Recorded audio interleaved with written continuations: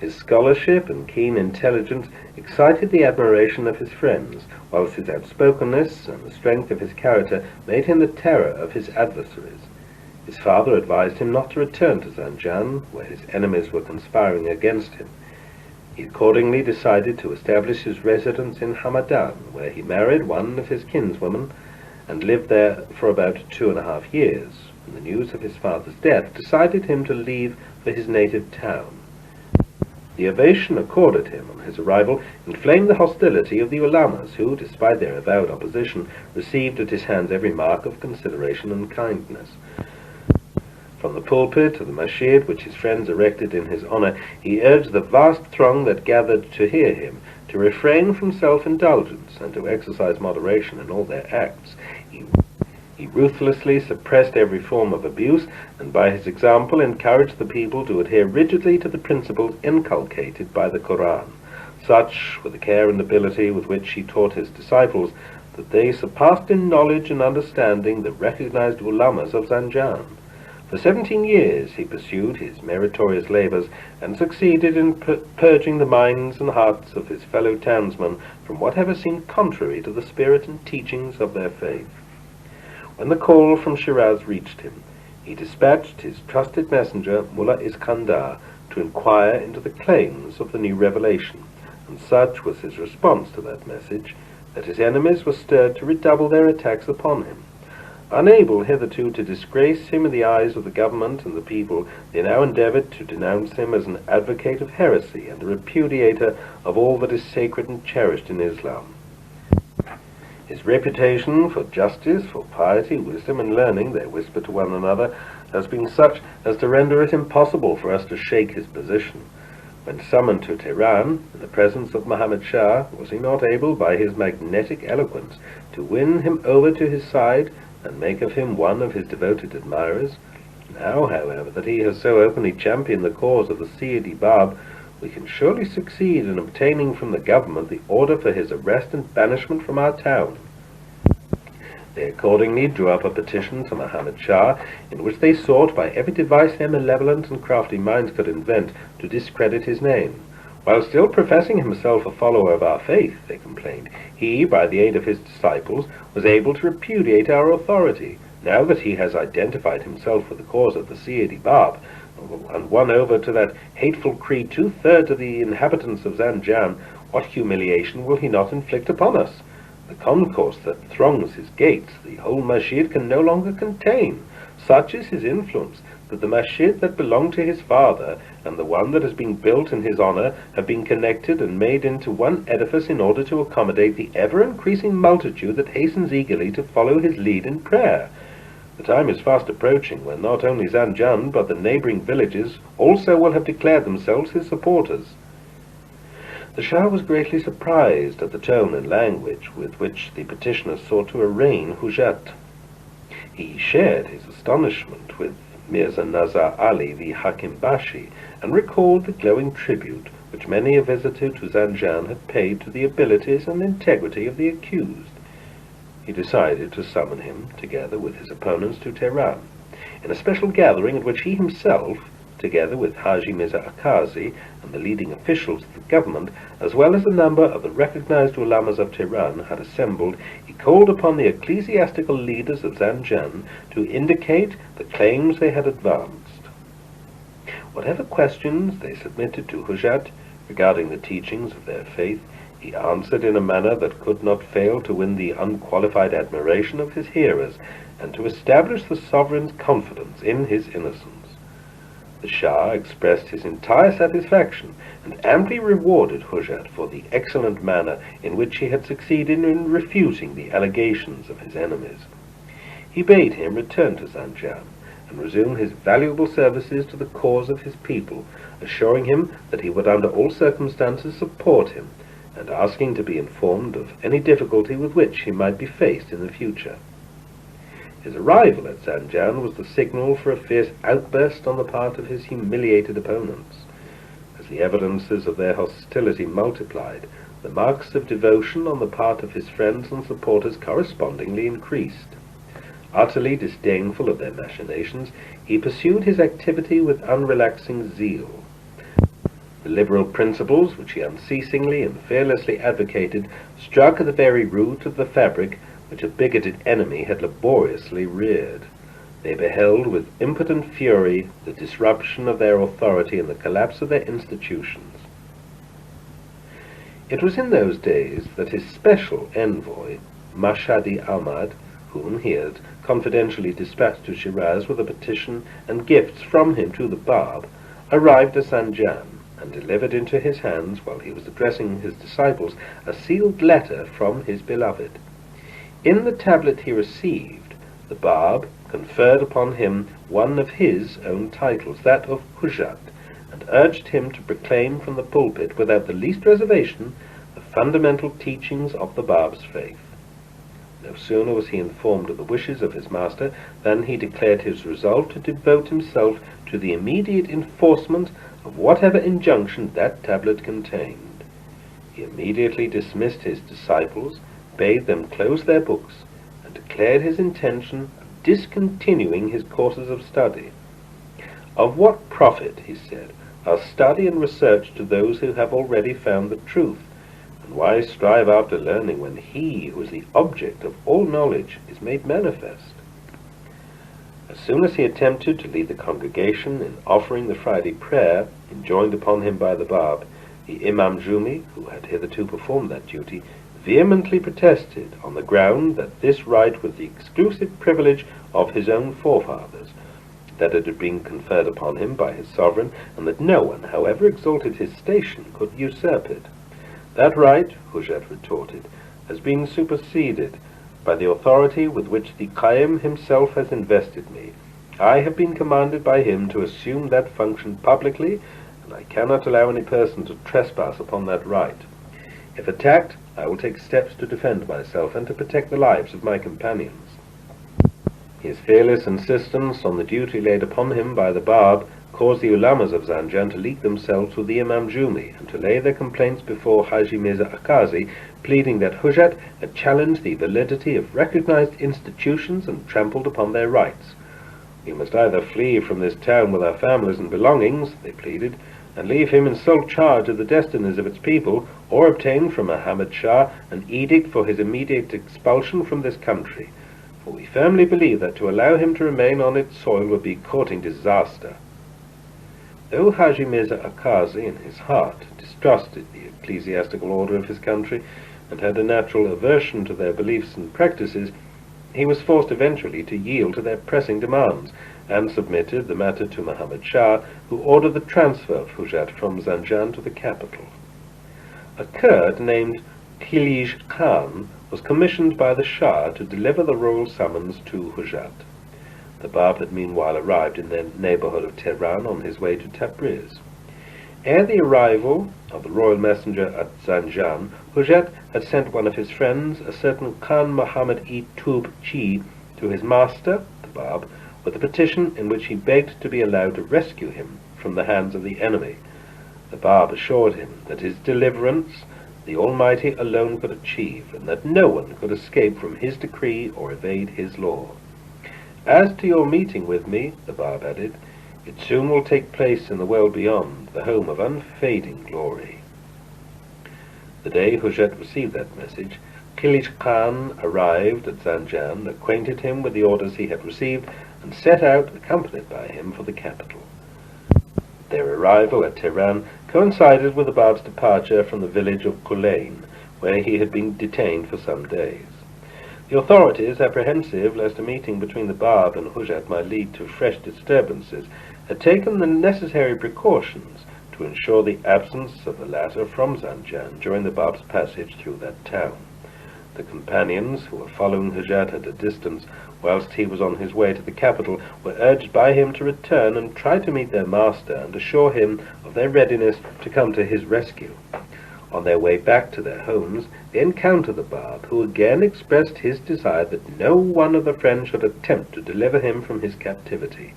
He even directed them to tell the believers among their fellow townsmen not to press round him, but even to avoid him wherever he went. No sooner had that message been delivered to those who had gone out to welcome him on his approach to their own town than they began to grieve and deplore their fate. They could not, however, resist the impulse that drove them to march forth to meet him, forgetful of the desire he had expressed. As soon as they were met by the guards who were marching in advance of their captive, they were ruthlessly dispersed. On reaching a fork in the road, there arose an altercation between Muhammad Beg-i Charparchi and his colleague, who had been dispatched from Tehran to assist in conducting the Bab to Tabriz. Muhammad Beg insisted that the prisoner should be taken into the town, where he would be allowed to pass the night in the caravanserai of Mirza Masum-i-Tabib, the father of Mirza Muhammad Ali-i-Tabib, a martyr of the faith, before resuming their march to Azerbaijan. He pleaded that to pass the night outside the gate would be to expose their lives to danger, and would encourage their opponents to attempt an attack upon them. He eventually succeeded in convincing his colleague that he should conduct the Bab to the caravanserai. As they were passing through the streets, they were amazed to see the multitude that had crowded onto the housetops in their eagerness to catch a glimpse of the face of the prisoner. Mirza Masum, the former owner of the caravanserai, had lately died, and his eldest son, Mirza Muhammad Ali, the leading physician of Hamadan, who, though not a believer, was a true lover of the Bab, had arrived at Zanjan and was in mourning for his father. He lovingly received the Bab in the caravanserai he had specially prepared beforehand for the Bab's reception. That night he remained until a late hour in his presence, and was completely won over to his cause. The same night that witnessed my conversion, I heard him subsequently relate, I arose ere break of day, lit my lantern, and proceeded by my father's attendant, directed my steps towards the caravanserai. The guards who were stationed at the entrance recognized me and allowed me to enter. The Bab was performing his ablutions when I was ushered into his presence. I was greatly impressed when I saw him absorbed in his devotions. A feeling of reverent joy filled my heart as I stood behind him and prayed. I myself prepared his tea and was offering it to him when he turned to me and bade me depart for Hamadan. This town, he said, will be thrown into a great tumult, and its streets will run with blood. I expressed my strong desire to be allowed to shed my blood in his path. He assured me that the hour of my martyrdom had not yet come, and bade me be resigned to whatever God might decree.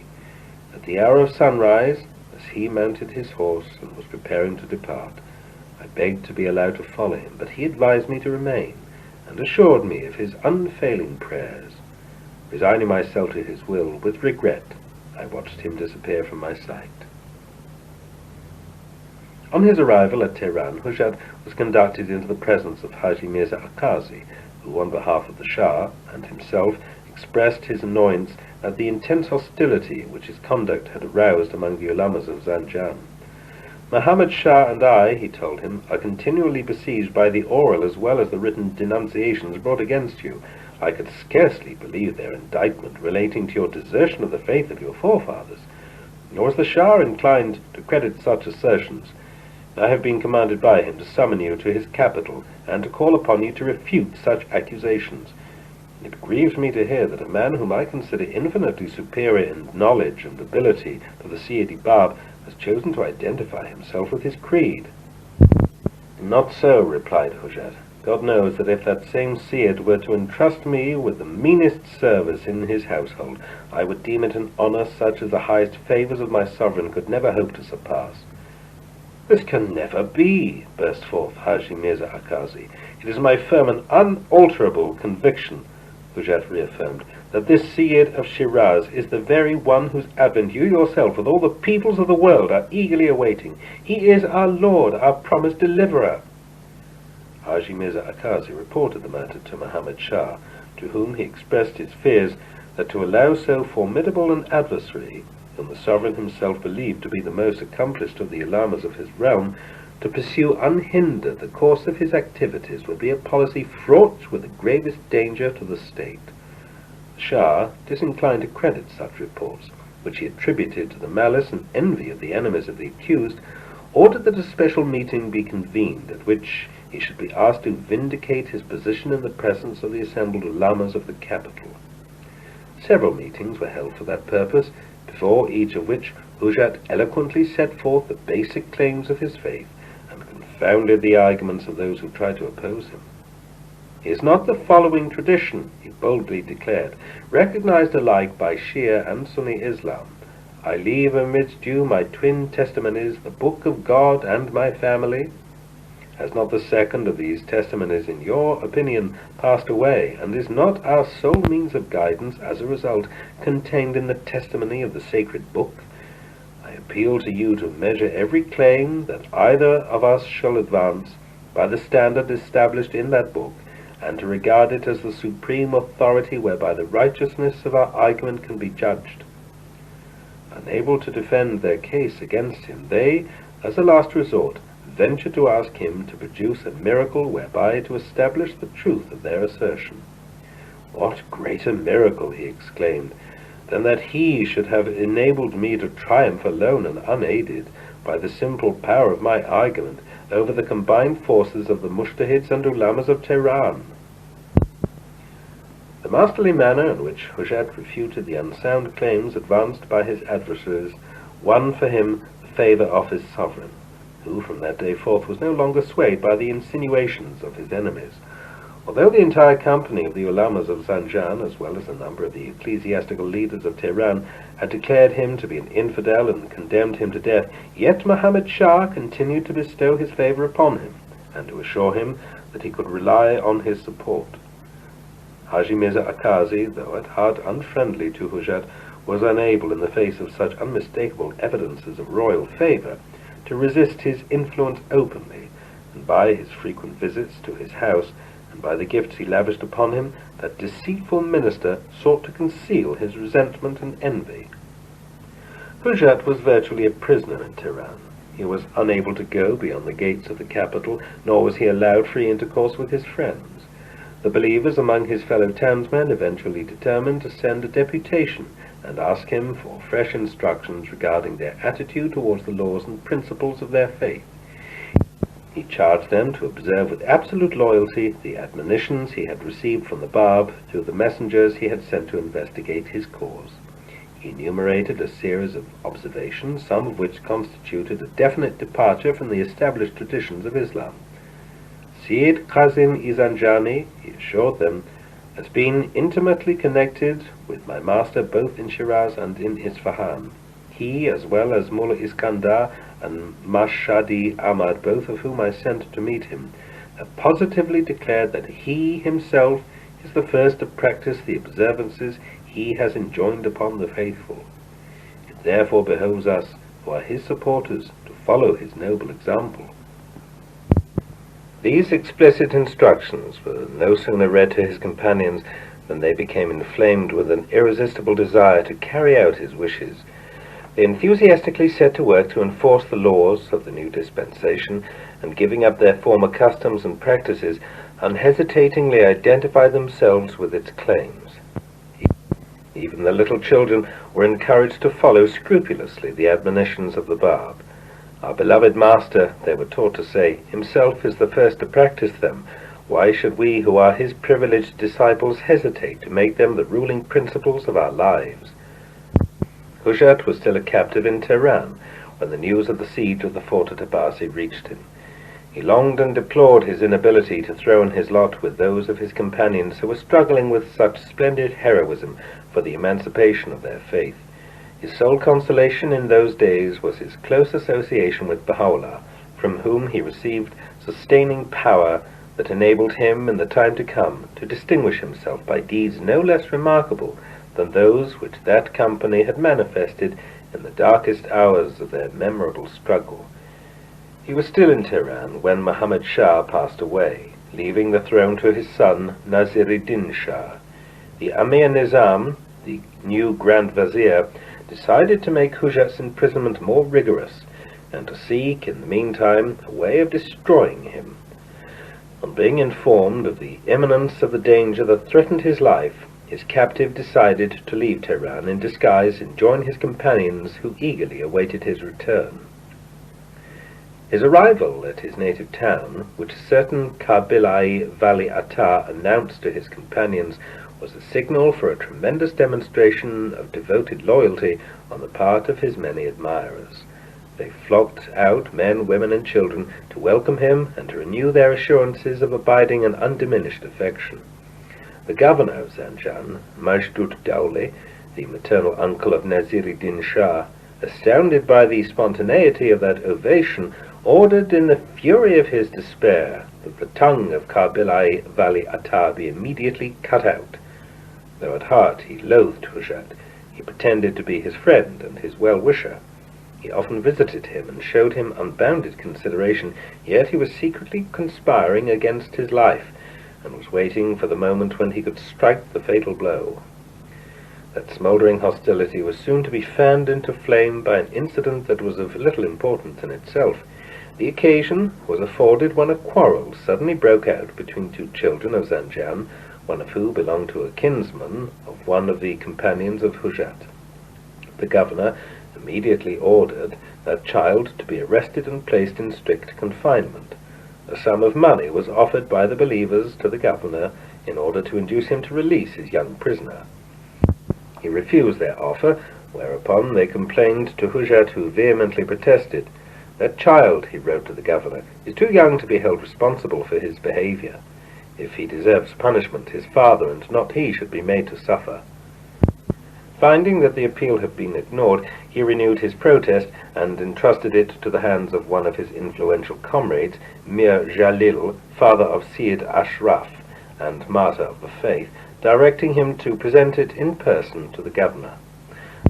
The guard stationed at the entrance of the house at first refused him admittance. Indignant at their refusal, he threatened to force his way through the gate and succeeded, by the mere threat of unsheathing his sword, in overcoming their resistance and in compelling the infuriated governor to release the child. The unconditional compliance of the governor with the demand of Mir Jalil stirred the furious indignation of the ulamas. They violently protested and deprecated his submission to the threats with which their opponents had sought to intimidate him. They expressed to him their fear that such a surrender on his part would encourage them to make still greater demands upon him, would enable them before long to assume the reins of authority and to exclude him from any share in the administration of the government. They eventually induced him to consent to the arrest of Hujat, an act which they were convinced would succeed in checking the progress of his influence. The governor reluctantly consented.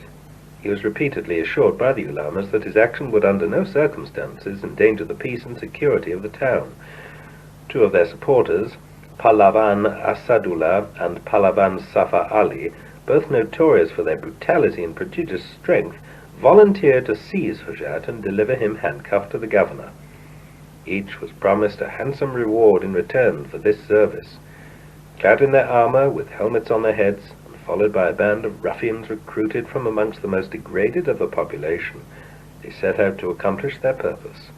The ulamas were in the meantime busily engaged in inciting the populace and encouraging them to reinforce their efforts.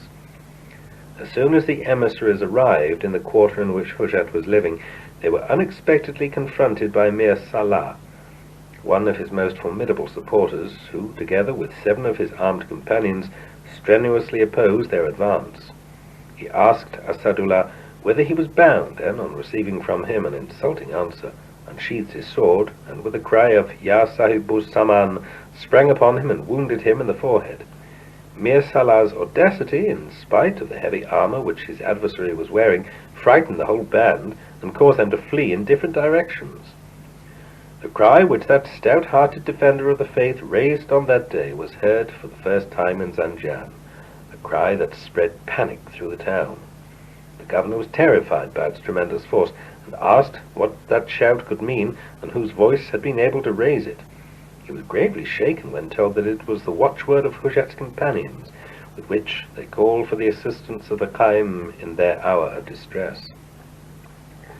The remnants of that affrighted band encountered shortly after Sheikh Mohammed-i-Tub Chi, whom they immediately recognized as one of their ablest adversaries. Finding him unarmed, they fell upon him, and, with an axe one of them was carrying, struck him and broke his head. They bore him to the governor, and no sooner had they laid down the wounded man than a certain Syed Abul Qasim, one of the mujtahids of Zanjan, who was present, leaped forward and, with his penknife, stabbed him in the breast.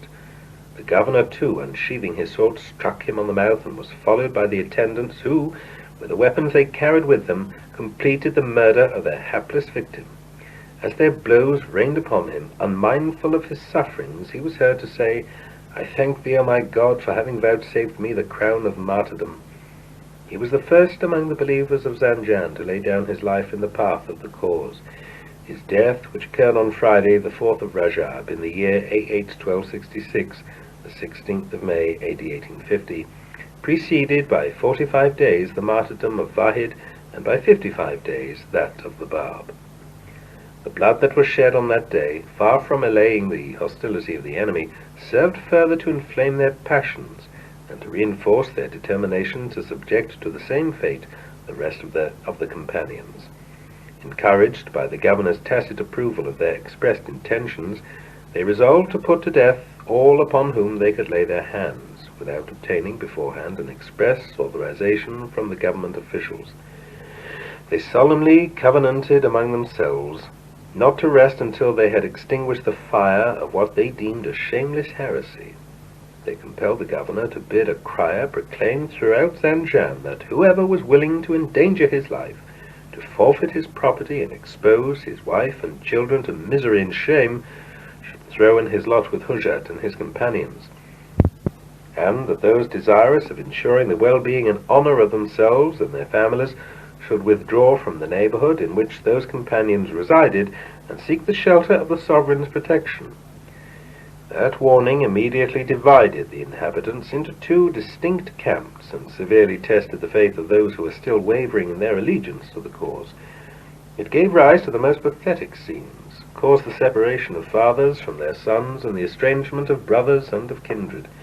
Every tie of worldly affection seemed to be dissolving on that day, and the solemn pledges were forsaken in favor of a loyalty mightier and more sacred than any earthly allegiance.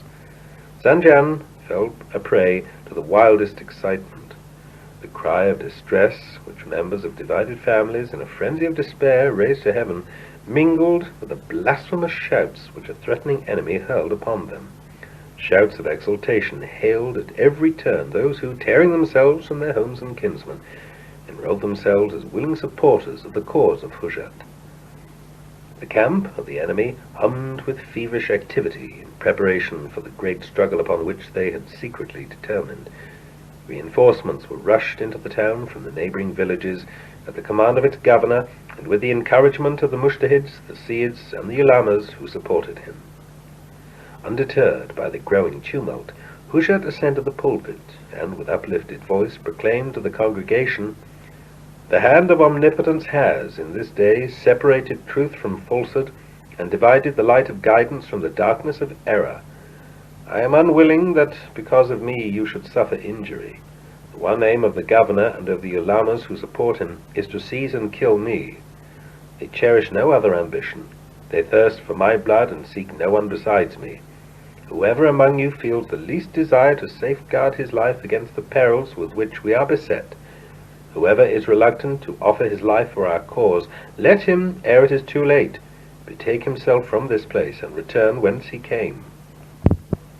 That day, more than 3,000 men were recruited by the governor from the surrounding villages of Zanjan. Meanwhile, Mir Salah, accompanied by a number of his comrades who observed the growing restiveness of their opponents, sought the presence of Hujat and urged him, as a precautionary measure, transfer his residence to the fort of Ali Mardan Khan, adjacent to the quarter in which he was residing. Hujat gave his consent and ordered that their women and children, together with such provisions as they might require, be taken to the fort.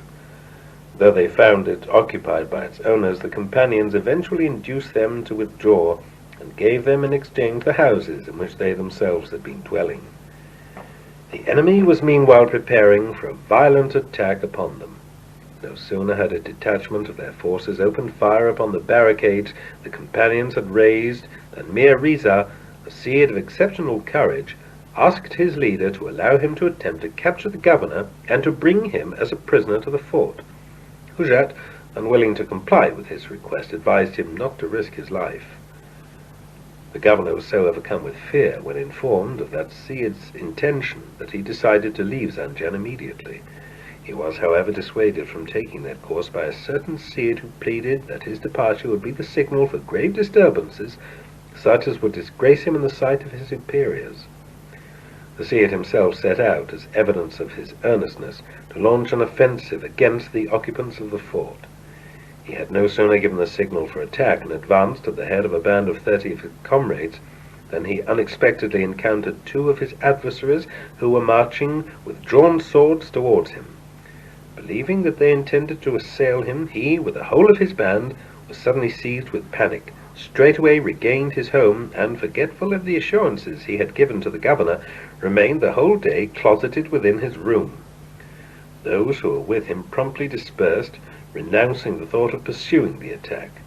They were subsequently informed that the 2 men they had encountered had no hostile intention against them, but were simply on their way to fulfill a commission with which they had been entrusted. That humiliating episode was soon followed by a number of similar attempts on the part of the supporters of the governor, all of which utterly failed to achieve their purpose. Every time they rushed to attack the fort, Hujat would order a few of his companions, who were 3,000 in number, to emerge from their retreat and scatter their forces. He never failed, every time he gave them such orders, to caution his fellow disciples against shedding unnecessarily the blood of their assailants. He constantly reminded them that their action was of a purely defensive character, and that their sole purpose was to preserve inviolate the security of their women and children. "We are commanded," he was frequently heard to observe, "not to wage holy war under any circumstances against the unbelievers, whatever be their attitude towards us." This state of affairs continued until the orders of the Amir Nizam reached one of the generals of the imperial army, Sadrud Dawli-i-Isfahani by name, who had set out at the head of 2 regiments for Azerbaijan. The written orders of the Grand Vizier reached him in Khamsi, bidding him cancel his projected journey and proceed immediately to Zanjan, and there give his assistance to the forces that had been mustered by the government. "You have been commissioned by your sovereign," the Amir Nizam wrote him, "to subjugate the band of mischief-makers in and around Zanjan. It is your privilege to crush their hopes and exterminate their forces. So signal a service at so critical a moment will win for you the Shah's highest favor, no less than the applause and esteem of his people." This encouraging farman stirred the imagination of the ambitious Sadrud Dawli. He marched instantly on Zanjan at the head of his 2 regiments, organized the forces which the governor placed at his disposal, and gave orders for a combined attack upon the fort and its defenders. The contest raged in the environs of the fort 3 days and 3 nights, in the course of which the besieged, under the direction of Hujat, resisted with splendid daring the fierce onslaught of their assailants. Neither their overwhelming numbers nor the superiority of their equipment and training could enable them to reduce the intrepid companions to an unconditional surrender. Undeterred by the fire of the cannon with which they were deluged, and forgetful of both sleep and hunger, they rushed in a headlong charge out of the fort, utterly unmindful of the perils incurred by such a sally. To the imprecations with which an opposing host greeted their appearance from their retreat, they shouted their answer of "Ya Sahibus Saman," and, carried away by the spell which that invocation threw upon them, hurled themselves upon the enemy and scattered his forces. The frequency and success of these sallies demoralized their assailants and convinced them of the futility of their efforts. They were soon compelled to acknowledge their powerlessness to win a decisive victory. Sadrud Dawli himself had to confess that after the lapse of 9 months of sustained fighting, of all the men who had originally belonged to his 2 regiments, no more than 30 crippled soldiers were left to support him. Filled with humiliation, he was forced eventually to admit his powerlessness to daunt the spirit of his opponents. He was degraded from his rank and gravely reprimanded by his sovereign. The hopes he had fondly cherished were, as a result of that defeat, irretrievably shattered. So abject a defeat struck dismay into the hearts of the people of Zanjan. Few were willing, after that disaster, to risk their lives in hopeless encounters. Only those who were compelled to fight ventured to renew their attacks upon the besieged. The brunt of the struggle was mainly borne by the regiments which were being successively dispatched from Tehran for that purpose, while the inhabitants of the town, and particularly the merchant class among them, profited greatly by the influx of such a large number of forces. The companions of Hujat suffered want and privation within the walls of the fort. Their supplies dwindled rapidly. Their only hope of receiving any food from outside laid in the efforts, often unsuccessful, of a few women who could manage, under various pretexts, to approach the fort and sell them at an exorbitant price the provisions they so sadly needed. Though oppressed by hunger and harassed by fierce and sudden onsets, they maintained with unflinching determination the defense of the fort. Sustained by hope that no amount of adversity could dim, they succeeded in erecting no less than 28 barricades, each of which was entrusted to the care of a group of 19 of their fellow disciples. At each barricade, 19 additional companions were stationed as sentinels, whose function it was to watch and report the movements of the enemy. They were frequently surprised by the voice of the crier whom the enemy sent to the neighborhood of the fort to induce its occupants to desert Hujat and his cause. "The governor of the province," he would proclaim, "and the commander-in-chief, too, are willing to forgive and extend a safe passage to whoever among you will decide to leave the fort and renounce his faith. Such a man will be amply rewarded by his sovereign, who, in addition to lavishing gifts upon him, will invest him with the dignity of noble rank. Both the Shah and his representatives have pledged their honor not to depart from the promise they have given." To this call the besieged would, with one voice, return contemptuous and decisive replies. Further evidence of the spirit of sublime renunciation animating those valiant companions was afforded by the behavior of a village maiden who, of her own accord, threw in her lot with the band of women and children who had joined the defenders of the fort. Her name was Zainab, her home a tiny hamlet in the near neighborhood of Zanjan. She was comely and fair of face, was fired with a lofty faith, and endowed with intrepid courage. The sight of the trials and hardships which her men companions were made to endure stirred in her an irrepressible yearning to disguise herself in male attire and share in repulsing the repeated attacks of the enemy. Donning a tunic and wearing a headdress like those of her men companions, she cut off her locks, girt on a sword, and seizing a musket and a shield, introduced herself into their ranks. No one suspected her of being a maid when she leaped forward to take her place behind the barricade. As soon as the enemy charged, she bared her sword and, raising the cry of "Ya Sahibuz Saman," flung herself with incredible audacity upon the forces arrayed against her. Friend and foe marveled that day at a courage and resourcefulness, the eagle of which their eyes had scarcely ever beheld. Her enemies pronounced her the curse which an angry providence had hurled upon them. Overwhelmed with despair and abandoning their barricades, they fled in disgraceful rout before her. Hujat, who was watching the movements of the enemy from one of the turrets, recognized her and marveled at the prowess which that maiden was displaying. She had set out in pursuit of her assailants when he ordered his men to bid her return to the fort and give up the attempt. "No man," he was heard to say as he saw her plunge into the fire directed upon her by the enemy, "has shown himself capable of such vitality and courage." When questioned by him as to the motive of her behavior, she burst into tears and said, "My heart ached with pity and sorrow when I beheld the toil and sufferings of my fellow disciples. I advanced by an inner urge which I could not resist. I was afraid lest you would deny me the privilege of throwing in my lot with my men companions." "You are surely the same Zainab," Hujat asked her, "who volunteered to join the occupants of the fort?" "I am," she replied. "I can confidently assure you that no one has hitherto discovered my sex. You alone have recognized me. I adjure you by the Bab not to withhold from me that inestimable privilege, the crown of martyrdom, the one desire of my life." Hujat was profoundly impressed by the tone and manner of her appeal. He sought to calm the tumult in her soul, assured her of his prayers in her behalf, and gave her the name Rustam Ali as a mark of her noble courage. "This is the day of resurrection," he told her, "the day when all secrets shall be searched out," from the Quran 86:9. Not by their outward appearance, but by the character of their beliefs and the manner of their lives, does God judge his creatures, be they men or women.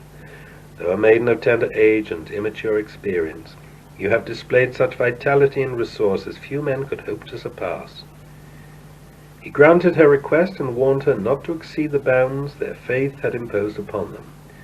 We are called upon to defend our lives, he reminded her, against a treacherous assailant, and not to wage holy war against him. For a period of no less than 5 months, that maiden continued to withstand with unrivaled heroism the forces of the enemy. Disdainful of food and sleep, she toiled with fevered earnestness for the cause she most loved.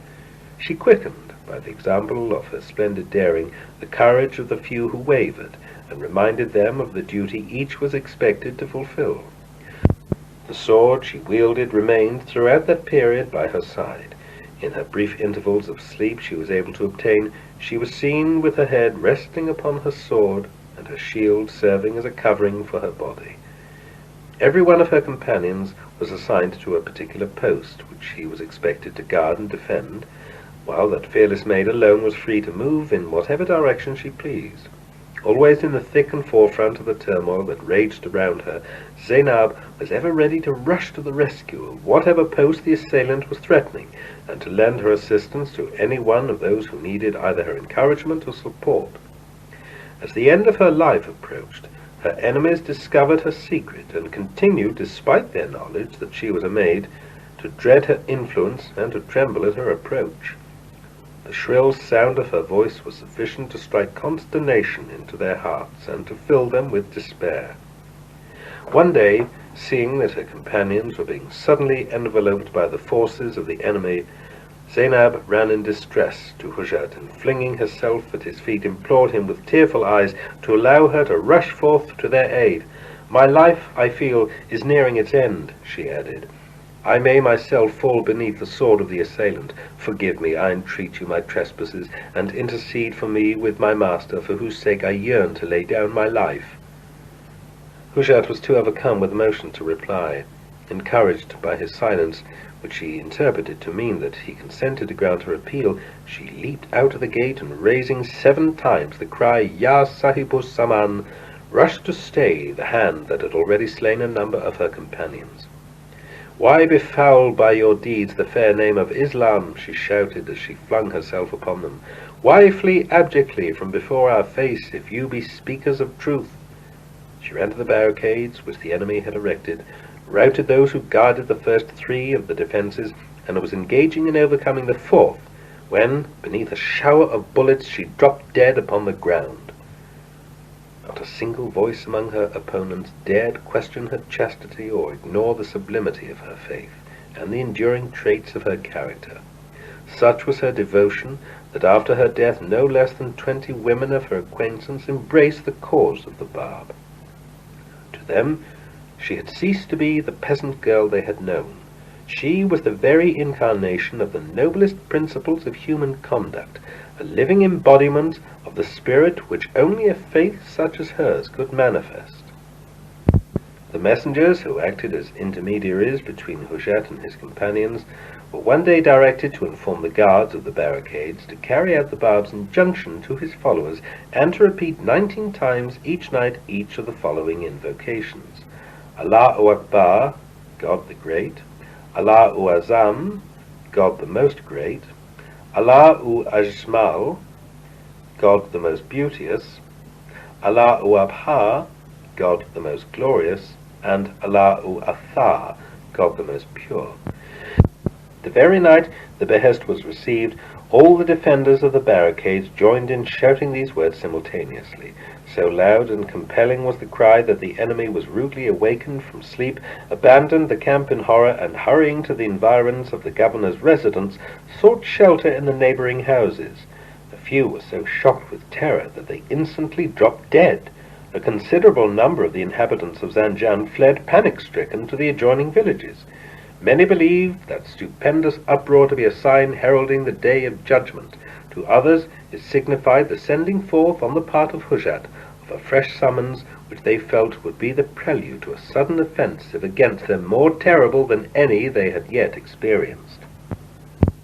What, Hujet was heard to remark when informed of the terror that sudden invocation had inspired, if I had been permitted by my master to wage holy war against these cowardly miscreants, I am bidden by him to instill into men's hearts the ennobling principles of charity and love, and to refrain from all unnecessary violence. My aim and that of my companions is, and ever will be, to serve our sovereign loyally, and to be the well-wishers of his people. Had I chosen to follow in the footsteps of the Ulamas of Zanjan, I should, as long as I live, have continued to remain the object of the slavish adoration of this people. Never shall I be willing to barter for all the treasures and honours this world can give me the undying loyalty I bear his cause.